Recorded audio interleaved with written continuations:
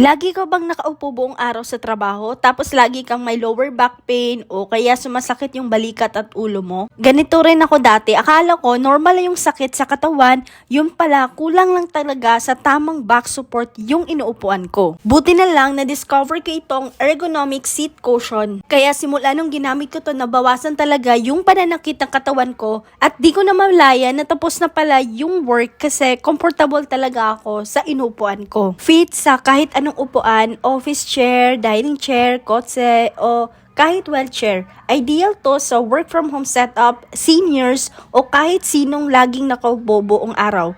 Compared sa regular foam, hindi siya manipis, durable at may real support.